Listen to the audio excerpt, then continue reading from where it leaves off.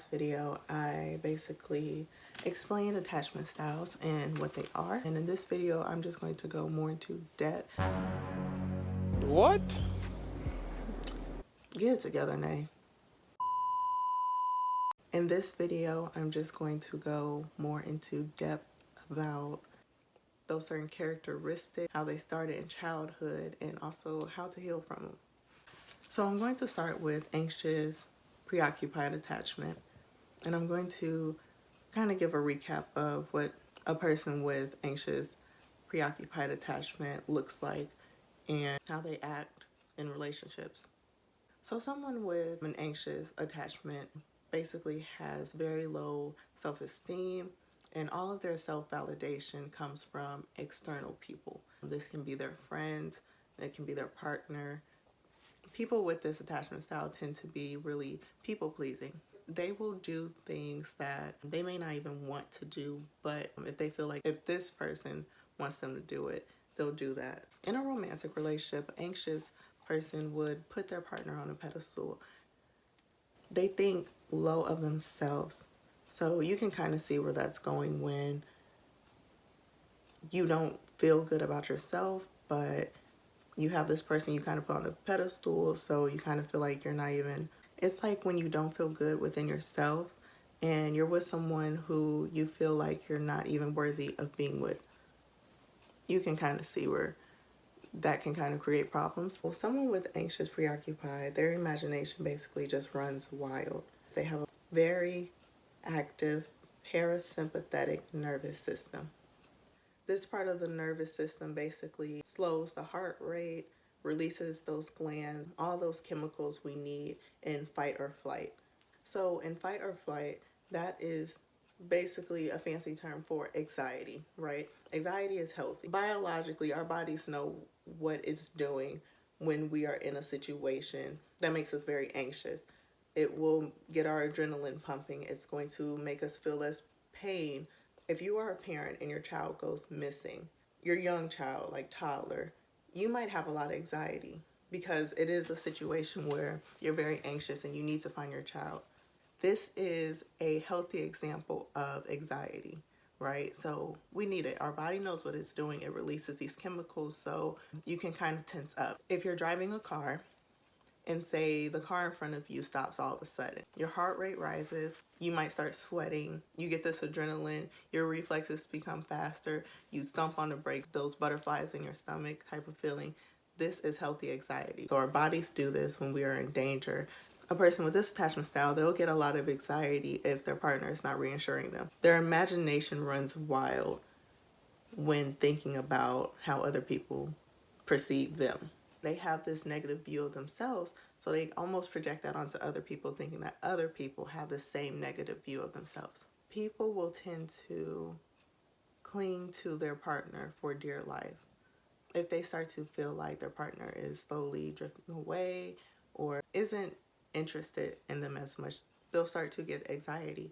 So people with this attachment style have a overwhelmingly fear of abandonment. If they feel like their partner is pulling away or becoming disinterested in them, even though it might just be in their imagination, they're going to do these things to basically stop it from happening, stop from being abandoned, and try and keep their partner right where they want them.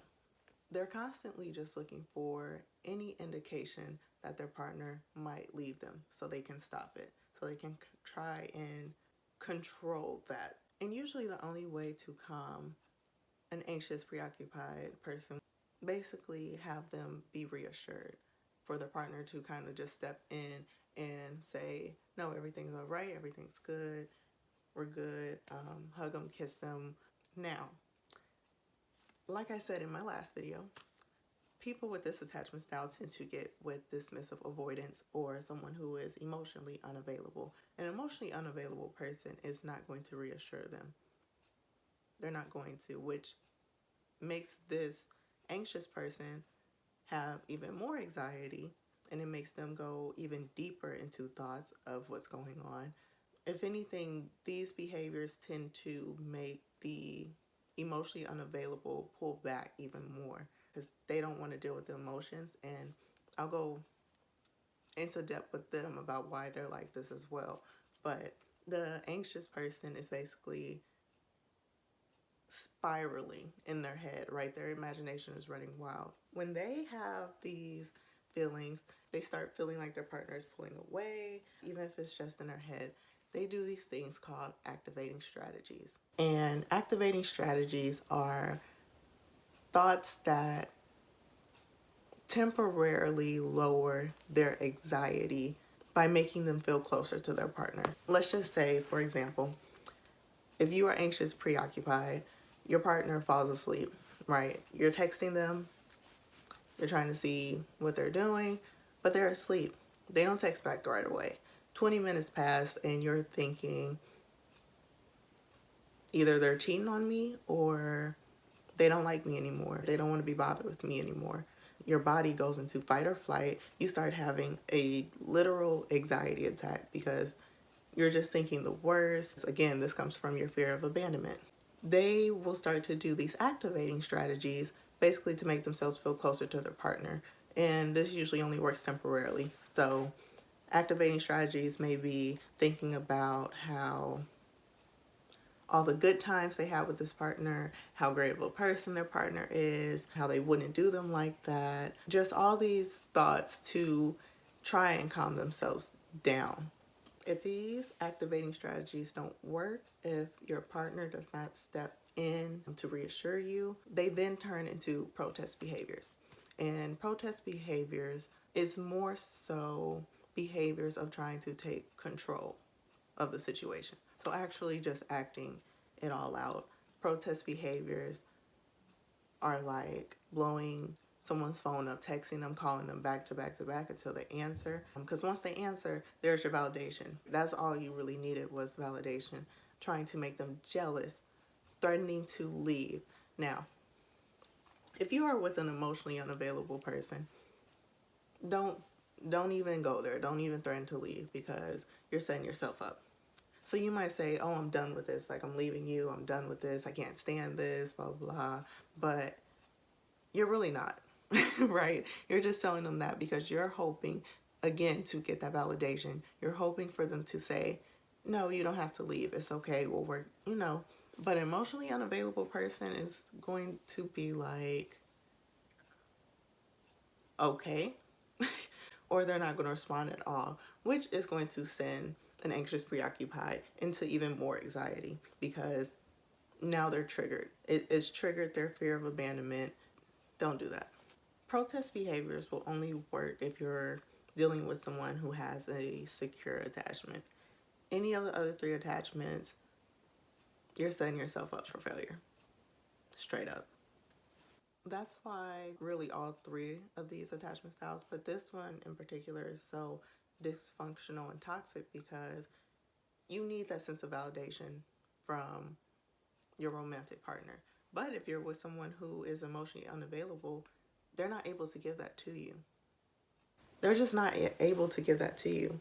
So it's kind of messed up, right? Like, what a cruel joke that an anxious person, basically, love addict is attracted to love avoidant, and love avoidant is attracted to love addicts. Like, why? I don't understand. I don't understand, bitch. I don't understand.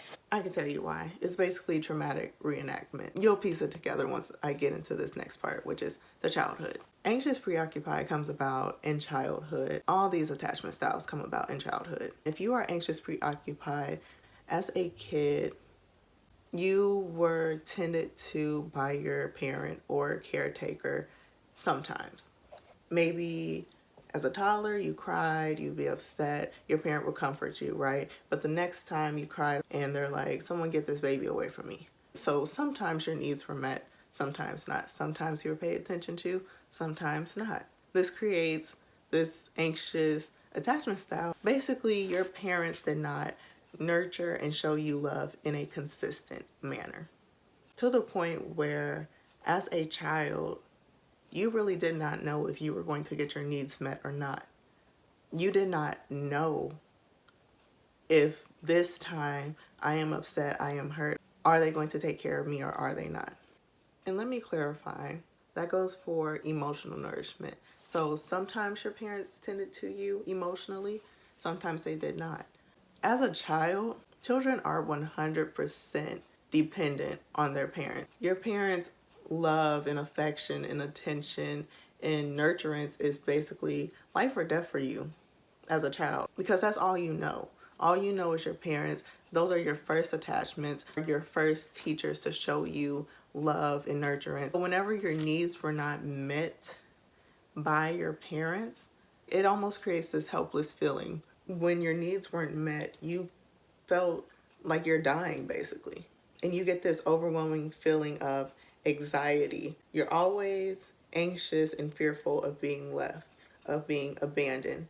You can see how the childhood mirrors and spills into adult life and adult relationships. So there was a psychologist named Mary Ainsworth. She basically studied developmental psychology. She is the one who developed work in attachment theory. So she designed, it was called The Strange Situation, to figure out toddlers' attachment styles and how they connect with their mother or father. The procedure of the strange situation was a way to assess individual differences in attachment behavior by evoking a stressful situation and that child's reaction in that stressful situation. Point of the experiment was to evoke stress on the child as each little period continues. That way, Mary could actually observe how the child would react in the presence and in absence of the parent. The anxious child basically showed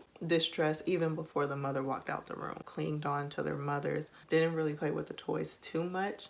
Of course, when the mother left, they were visibly upset. And at the end, when the mother would return, they were just fixated on the mother. Even when the mom would pick them up, they would cling to the mother, but they wouldn't really make eye contact with her. That can tell you how they don't really have that secure connection with their parent. They cling on to their parent, they yearn for their parent, but they don't really have a secure connection because the child didn't even make eye contact with its mother. So you can see how that mirrors, because you literally cling on to this person, but you can't even fully connect with them because you're so anxious about them leaving you that you're going to be abandoned and your needs won't fully be met. If you have this attachment style now, you know your parent did not consistently nurture you as a child. And okay, one thing I do want to mention, and I do want to say, I know and I can understand how this can be very upsetting to hear. No one wants to hear that they have an insecure attachment style. But I do not want you to be upset or find fault at your parents. This is because parents, okay, secure parents make secure children. Parents with a dismissive avoidant attachment style will have children with a dismissive avoidant attachment style. Anxious preoccupied parents will create children that are anxious preoccupied. So I don't want you to find fault at your parents. Don't do that. Understand that if you are anxious preoccupied, it is more than likely so is your parent. And that is because they weren't nurtured properly. Not properly, but they weren't nurtured consistently. So they're only passing down and doing what was done to them. They're only doing what they know. It's one of those things you don't know until you know. That's part of the reason why I'm making this video, is because if you want kids or if you do have kids, it's very important to be aware of this, right? Because you don't want to subconsciously pass down an unhealthy habit to your child. We're breaking generational curses, okay? We're breaking them. Back then, mental health has not really became, even now, like you could still have to fight to tell people how important it is, because mental health is really deep rooted. A lot of it comes from childhood, those ages where you're not really aware and conscious of what is happening and what is going on. And that's all therapy really is. It's really someone just sitting here making you bring up bits and pieces that you've suppressed or you don't really have full consciousness of. They're kind of making you reprogram all of that categorize and compartmentalize everything to where it makes sense and you can have a healthy healing.